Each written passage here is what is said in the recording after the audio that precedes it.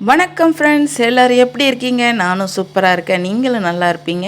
இன்றைக்கி ஈவினிங் ஸ்நாக்ஸாக ஒரு போண்டா தாங்க. அதாவது 2 போண்டா, ஒன்று இனிப்பு, ஒன்று காரம். வெல்கம் டு பிறவி பயன் 77 சேனல். வாங்க நம்ம வீடியோக்குள்ளே போகலாம். இன்றைக்கி நம்ம ஈவினிங் ஸ்நாக்ஸு என்னெல்லாம் செய்யலாம், ஹெல்த்தியாக செய்யணும். அது வயசானவங்கலேருந்து இப்போ குழந்தைங்க, பெரியவங்க, நடுத்தரகானங்க எல்லாருக்குமே அது ரொம்ப பிடிக்கணும் அப்படின்னு நம்ம நினச்சி நம்ம ஒரு ப்ரோக்ராமை ஸ்டார்ட் பண்ணுவோம். ஆனால் எல்லாருக்கும் பிடிக்கணும். அது எப்படி அப்படின்னும் போது இந்த மாதிரி எண்ணெயில் டிப் பண்ண ஒரு பக்கோடா, வடை அப்படின்னா எல்லாருக்கும் பிடிக்கும். ஓகே, நான் இதுக்கு தேவையானது பார்த்திங்கன்னா முருங்கைக்கீரை ஒரு கைப்பிடி அளவு எடுத்திருக்கேன். ஒரு 4 பச்சை மிளகா, ஒரு 5 பெரிய வெங்காயம், அவ்வளோதாங்க இதுக்கு பெரிய ஒரு பக்கோடாவுக்கு தேவை. பக்கோடான்னு சொல்லலாம், வடை சொல்லலாம், எப்படி வேணால் நீங்கள் சொல்லிக்கலாம். இது அவ்வளோ டேஸ்ட்டாக இருக்கும். ஆனால் இதுக்கு தேவையானது நம்ம என்னெல்லாம் நம்ம போடுறோம் அப்படின்னு பார்த்தீங்கன்னா கோதுமை மாவில் போடுறோம். ஓகே, இந்த வீடியோ நீங்கள் ஸ்கிப் பண்ணாத ஃபுல்லாக பாருங்கள். இந்த முருங்கைக்கீரையில் என்ன அது நடுவில் நரம்புலாம் இருக்கே, இதெல்லாம் போடுறாங்களேன்னு கண்டிப்பாக இந்த பக்கோடாவுக்கு நீங்கள் கண்டிப்பாக இந்த நரம்புலாம் போட்டே ஆகணும். அவ்வளோதான். அது ஹெல்த்தியான ஒரு பொருளாகவும் இருக்கணும், ஹெல்த்தியான ஒரு சுவையான ஒரு பொருளாகவும் இருக்கணும் அப்படின்னு நம்ம நினச்சி செய்வோம். இப்போ கோதுமை மாவு அளந்துக்குவோம். உங்கள் வீட்டில் யார் யார் எத்தனை பேர் இருக்காங்கன்னு நீங்கள் அதுக்கு தகுந்த மாதிரி போட்டுங்க. இப்போ நான் இந்த மாதிரி ஒரு சின்ன பவுலில் 1.5 பவுல் அளவுக்கு நான் கோதுமை மாவு நான் போட்டிருக்கேன். வேறு எதுவுமே ஆட் பண்ண தேவையில்லை. அரிசி மாவு, கடலை மாவு அப்படிலாம் எதுவுமே தேவையில்லை. நம்ம ஒன்லி இந்த கோதுமை மாவு வச்சு தான் இன்றைக்கி நம்ம இந்த வடை செய்ய போகிறோம். அப்போ இந்த கோதுமை மாவில் வடை கிறிஸ்பியாக இருக்குமா இல்லை வலுவலுன்னு இருக்குமா அப்படிலாம் நல்லாவே இருக்கும். இப்போ இதுக்கு தேவையான சால்ட்டு போட்டுங்க. உப்பு உங்கள் வீட்டு சுவைக்கு தகுந்த மாதிரி போட்டுங்க. ஒவ்வொருத்தவங்க கூடுதலாக சாப்பிடுவாங்க, ஒவ்வொருத்தவங்க குறைவாக சாப்பிடுவாங்க. அப்போ நல்லா அதை மிக்ஸ் பண்ணிவிடுங்க. உப்பு போட்டு அப்படியே மேலே நம்ம எல்லாத்தையும் போடக்கூடாது. உப்பு போட்டு முதல்ல மாவை நல்லா மிக்ஸ் பண்ணிவிட்டு அப்போ ஒன்று ஒன்றா நம்ம இதில் வெங்காயம், பச்சை மிளகா, வெங்காயம் நல்ல எந்த சைஸில் அரிஞ்சிருக்கேன்னு மட்டும் பார்த்துங்க. வெங்காயம் இந்த சைஸில் அரிகிறதுனால எதுக்குன்னா நம்ம எண்ணெயில் டிப் பண்ணக்குள்ளே சீக்கிரம் நம்ம மாவு வெந்துடும், வெங்காயம் வேகாது. அதனால் மாவும் வேகணும், வெங்காயமும் வேகணும். அப்போ அதுக்கு தகுந்த மாதிரி தான் நம்ம வெங்காயத்தை கட் பண்ணி மாவில் மிக்ஸ் பண்ணணும். அப்போ வெங்காயம் போடும்போதே நல்லா உதிர்த்துட்டு போடுங்க. ஏன்னா நம்ம அறியும் போது நல்லா குருவை அறிவோம், ஆனால் தனித்தனியாக இருக்காது. இப்போ நம்ம தனித்தனியாக வேணும்னு நம்ம அதில் எல்லாத்தையும் போட்டாச்சு. இப்போ கீரை, வெங்காயம், பச்சை மிளகா, கொஞ்சம் கருவேப்பிலை போட்டாச்சு. போட்டு எல்லாத்தையும் இந்த மாவோட மிக்ஸ் பண்ணிக்கிங்க. மாவு தனியாகவே இருக்கக்கூடாது. இந்த வெங்காயத்தோடையும் இந்த முருங்கைக்கீரையோடையும் இந்த மாவு மிக்ஸ் ஆகணும். நம்ம வேறு எந்த மாவும் நம்ம இதில் போடக்கூடாது. இதில் போடக்கூடிய மாவு ஒரே ஒரு மாவு, கோதுமை மாவு. இது எல்லாருக்கும் ஹெல்த்தி ஃபுட்டு தான். இப்போ இந்த கோதுமையில் நம்ம களி கிண்டுவோம், அப்புறம் என்ன செய்வோம், சப்பாத்தி, பூரி, கோதுமை தோசை, நிறைய இதில் இவ்வளோ தான் நம்ம நான் இதில் இப்போ இன்றைக்கி வடை செய்ய போகிறோம்.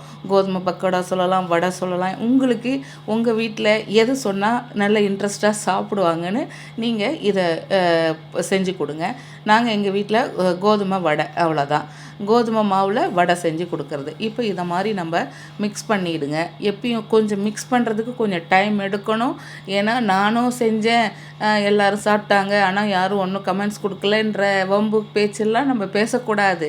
நம்ம செய்கிறத கரெக்டாக செஞ்சோம்னா பாராட்டு தானாக வரும்.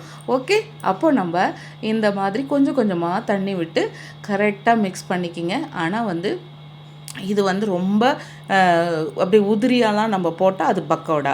இப்போ நம்ம வடையாக தான் தட்ட போகிறோம். அதனால் இன்னும் கூட கொஞ்சம் தண்ணி எடுத்துக்கங்க.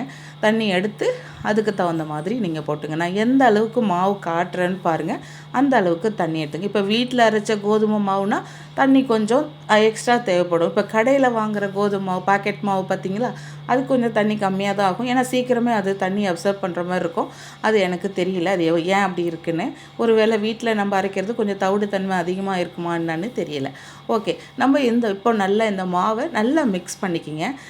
ஏன்னா வெங்காயமும் அந்த கீரை, பச்சை மிளகா, உப்பு எல்லாமே மிக்ஸ் ஆகி இருக்கணும். ஏன்னா நம்ம வடைக்கெல்லாம் நம்ம அரைச்சிடுவோம் உப்பு எல்லாமே. இதில் நம்ம அரைக்கல பார்த்திங்களா, மாவு ரெடிமேடாக எடுத்து மிக்ஸ் பண்ணுறதுனால எல்லாத்துலேயுமே அது மிக்ஸ் ஆகணும். நீங்கள் அழகாக இதை கலக்கிறதுல தான் இருக்குது. இப்போ நான் நல்லா கலந்துட்டேன். இப்போ இன்னும் கொஞ்சம் தண்ணி விட்டு கொஞ்சம் பாருங்கள். இப்போ இதனோட பதம் இப்போ நம்ம மெதுவடை சைஸில் வந்துருச்சு பார்த்திங்களா.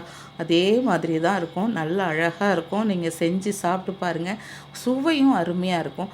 நீங்கள் இதை சாப்பிட்டுட்டு அதுக்கப்புறம் வேறு எந்த வடையும் நீங்கள் விரும்ப மாட்டீங்க. எனக்கு கோதுமை வடை தான் வேணும்னு சொல்லி கேட்டு வாங்கி சாப்பிடுவீங்க. அந்த மாதிரி இது ஒரு தடவைனாச்சும் நீங்கள் வீட்டில் இப்போ தான் சமையல் செஞ்சு பார்க்குறீங்க அப்படின்னா கண்டிப்பாக நீங்கள் இதை செஞ்சு பாருங்கள். இந்த டைப்பில் கொஞ்சம் உப்பு பார்த்துங்க. உங்கள் வீட்டில் உப்பு கம்மியாக சாப்பிட்றவங்களும் இருப்பாங்க, அதிகமாக சாப்பிட்றவங்களும் இருப்பாங்க.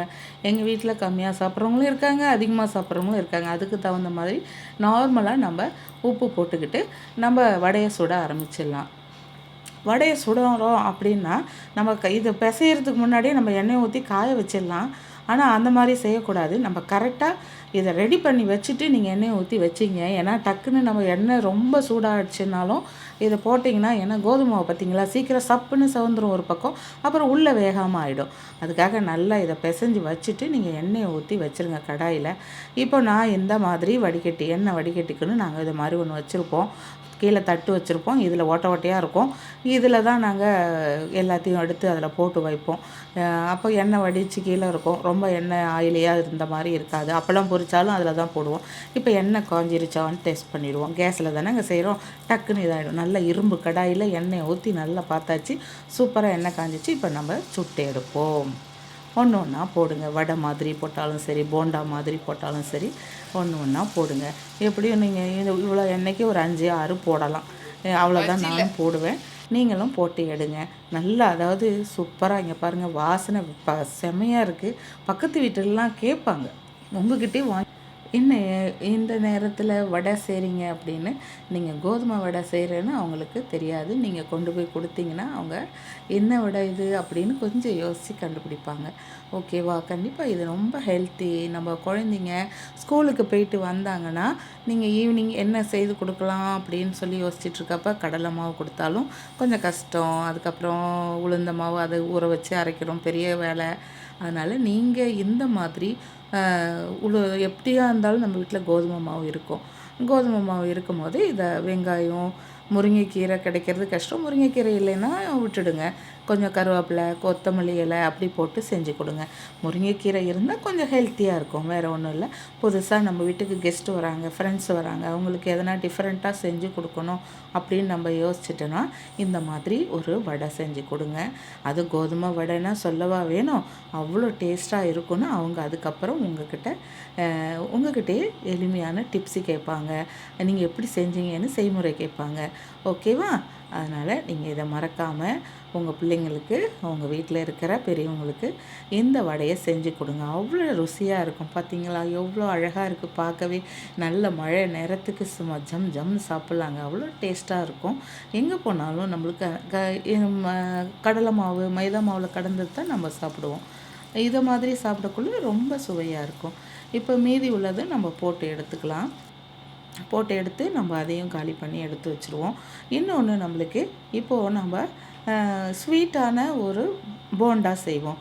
ஒன்றும் இல்லைங்க, கொஞ்சம் சர்க்கரை, மைதா மாவு, கொஞ்சம் ஆப்ப சோடா, கொஞ்சம் முந்திரி பருப்போ தேங்காவோ போட்டு தண்ணி விட்டு இப்படி கரைச்சிட்டிங்கன்னா நல்லா அழகாக புஸ்ஸுன்னு வருங்க.